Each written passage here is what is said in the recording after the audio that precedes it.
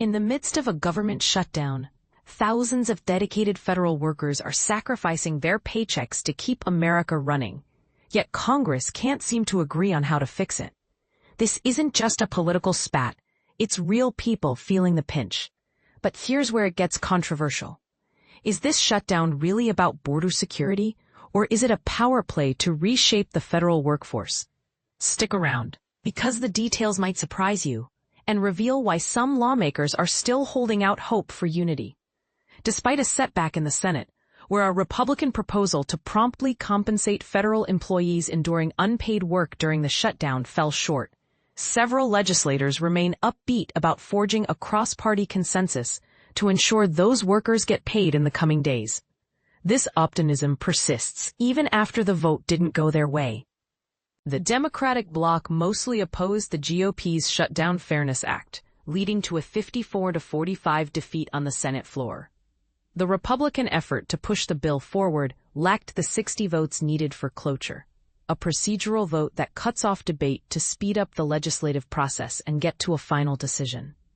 Think of it like hitting the fast-forward button on a stalled meeting to wrap things up. Notably, 3 Democrats, Senators John Fetterman from Pennsylvania, Jon Ossoff and Raphael Warnock from Georgia, joined Republicans in supporting the motion to advance the bill. Senator Tim Sheehy, a Republican from Montana, abstained from voting. The GOP-sponsored legislation aimed to provide instant payment to accepted employees, those essential workers who keep operating despite the funding halt.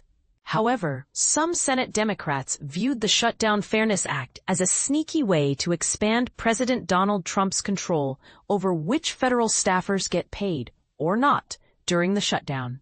Senate Minority Leader Chuck Schumer labeled it a ruse, a clever trick masking ulterior motives.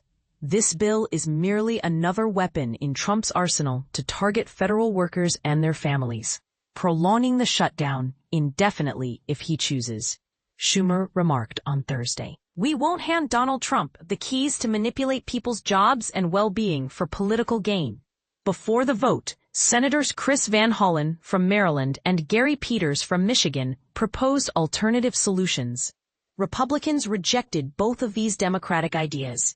The Democrats' True Shutdown Fairness Act sought to deliver immediate compensation to all affected groups, both furloughed workers, those sent home without pay due to non-essential roles, and accepted employees, plus military personnel and federal contractors. It would also block the Trump administration from proceeding with reductions in force, essentially layoffs amid the shutdown. For context, reductions in force are when agencies cut jobs to save money, often during budget crunches. Earlier this month, agencies issued around 4,000 such notices, but a court order has temporarily halted most of them, protecting more workers from being let go. https://Federal News Network 2025-10/court extends restraining order to shield more feds from shutdown rifts. Separately, the Democrats' Military and Federal Employee Protection Act is a more focused measure designed to compensate both furloughed and accepted federal workers, along with contractors and military members, retroactively from the shutdown's start on October 1st. Senator Van Hollen criticized the Republicans' Shutdown Fairness Act for excluding pay for furloughed employees and lacking safeguards against the Trump administration carrying out rifts during the funding gap. By letting the administration pick and choose who stays employed and who gets paid in the federal government, you're essentially giving them unlimited authority to decide who goes home and who suffers financially, Van Hollen explained. Our proposals make it clear that during this government shutdown, federal employees, and yes, those federal contractors who aren't part of this political drama, shouldn't have to foot the bill for the conflict. Even with Thursday's unsuccessful votes, Senator Ron Johnson from Wisconsin, the primary backer of the Shutdown Fairness Act, voiced confidence in achieving bipartisan compromise to fund federal employees while the shutdown drags on. "We're largely on the same page here," Johnson shared with reporters. "I'm open to including furloughed workers in the deal, and now it's really about those reductions in force. I don't want to completely tie the president's hands, but I do think Congress should have input too. I'm genuinely optimistic. We might sort this out by the weekend, Johnson continued. This could even pave the way to reopening the government. Many federal employees are bracing for missing their first complete paychecks in the near future.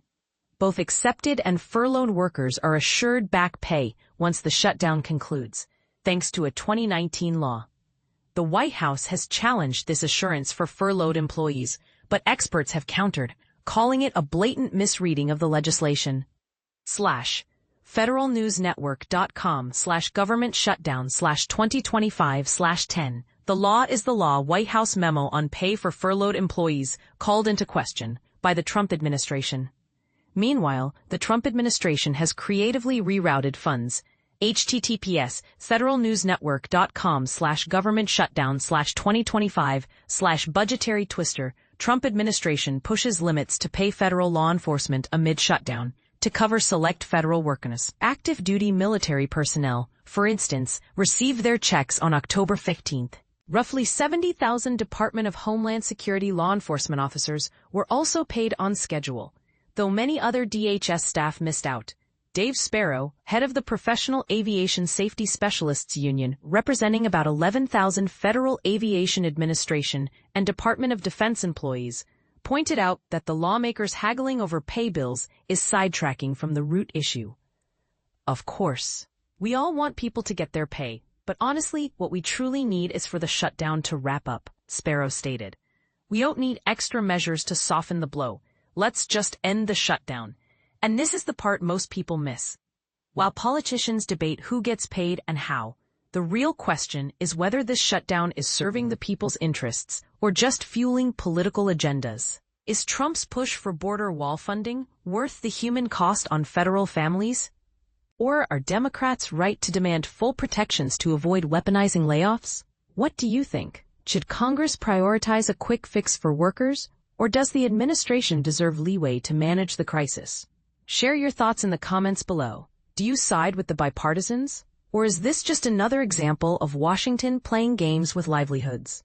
If you'd like to reach out to this reporter about updates in the federal government, feel free to email drew.friedman@federalnewsnetwork.com or connect on Signal at drewfriedman.11. Copyright 2025, Federal News Network. All rights reserved. This website is not intended for users located within the European Economic Area.